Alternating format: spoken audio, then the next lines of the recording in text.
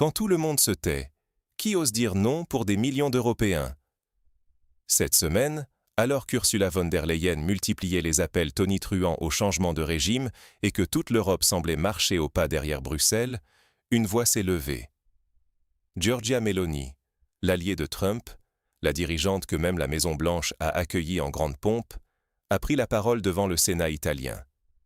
Elle a refusé net de soutenir les frappes contre l'Iran, dénonçant une action illégale et un dangereux précédent en dehors du droit international. Là où von der Leyen empile les discours creux, Meloni pose un acte.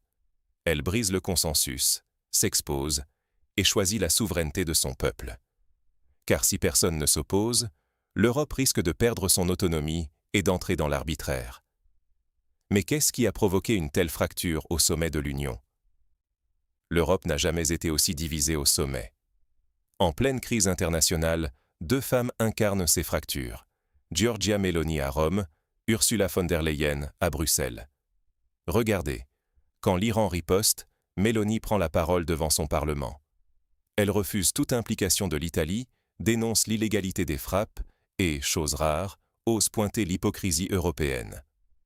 Pour elle, impossible de condamner l'invasion russe en Ukraine sans condamner aussi les interventions hors du droit international au Moyen-Orient. Deux poids, deux mesures.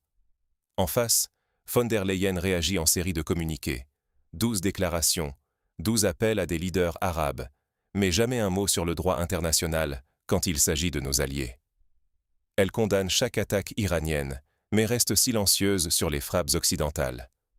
Résultat, la crédibilité internationale et la cohésion de l'UE vacillent.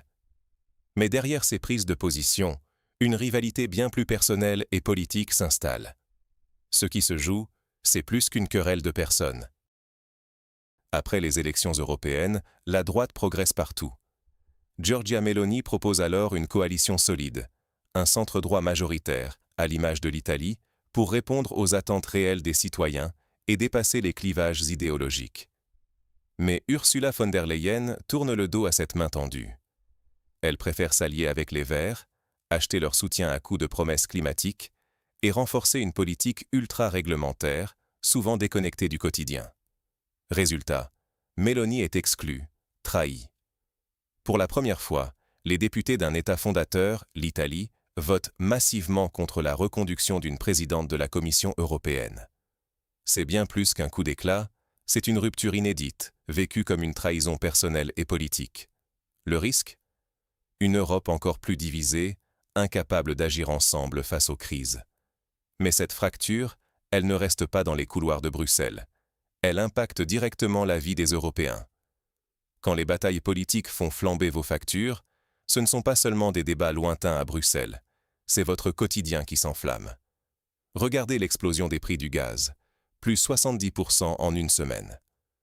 Le baril frôle les $100, le Qatar annonce le force majeure, et les marchés paniquent.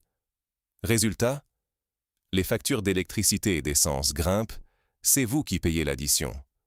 Face à cette crise, Giorgia Meloni ne se contente pas de discours.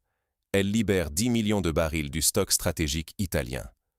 Elle monte au Sénat, défend ses soldats, martèle que l'Italie n'est pas complice dans des conflits qui menacent la stabilité. 56% des Italiens sont contre la guerre. Meloni les écoute, agit vite.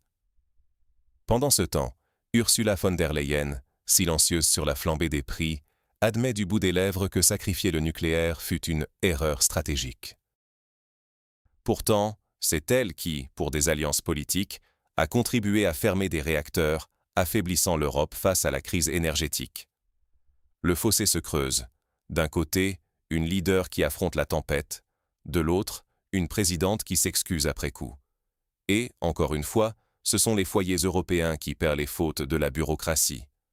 Face à ce constat, quelles leçons tirer pour l'avenir européen? Deux femmes, deux styles. Qui sert vraiment l'Europe? Giorgia Meloni, elle, n'esquive jamais. Quand l'Italie traverse une crise, elle s'explique devant le Sénat, face aux caméras, face à l'opposition, face à ses propres électeurs. Elle prend ses responsabilités et assume ses choix, même quand ils sont risqués. À l'inverse, Ursula von der Leyen se cache. Les SMS secrets avec Pfizer? toujours pas publiés. Des scandales éclatent, la justice européenne pointe un manque total de transparence, mais aucune conséquence. La différence est saisissante. Mélanie agit pour ses citoyens, prend des coups, s'expose. Von der Leyen protège sa carrière, manie l'ambiguïté et fuit le débat. Au fond, c'est ça, la vraie question. Voulons-nous des leaders transparents et responsables ou des technocrates inaccessibles? Car de ce choix dépend l'avenir de notre démocratie. Et maintenant, à vous de juger qui incarne le vrai leadership européen. Qui paiera les choix de Bruxelles demain? C'est la question qui devrait tous nous préoccuper. Parce qu'au fond, derrière les grands discours, ce sont nos factures qui explosent, nos économies qui vacillent, et notre avenir qui se joue, loin des caméras, dans les couloirs feutrés de Bruxelles. Quand Giorgia Meloni prend des risques devant ses citoyens, Ursula von der Leyen manœuvre entre les SMS cachés, les contrats opaques, sans jamais rendre vraiment de compte. Une différence qui n'est pas qu'une affaire de style, mais de courage politique, ou de son absence. Ce clivage, il ne s'agit plus de gauche ou de droite, mais de qui défend vraiment son peuple et qui protège un système. L'une répond devant son Parlement, devant ses électeurs, l'autre s'abrite derrière l'anonymat d'une bureaucratie toute puissante. Résultat? Le prix de l'énergie explose, la souveraineté s'effrite, la confiance recule. Les erreurs ne sont jamais payées par ceux qui les commettent, mais par vous, chaque jour. Alors, la vraie question est simple. Accepterons-nous encore longtemps un leadership fait de slogans creux, ou allons-nous exiger des actes, de la transparence et du courage? L'enjeu, c'est votre quotidien et celui de toute l'Europe. À vous de rester vigilants.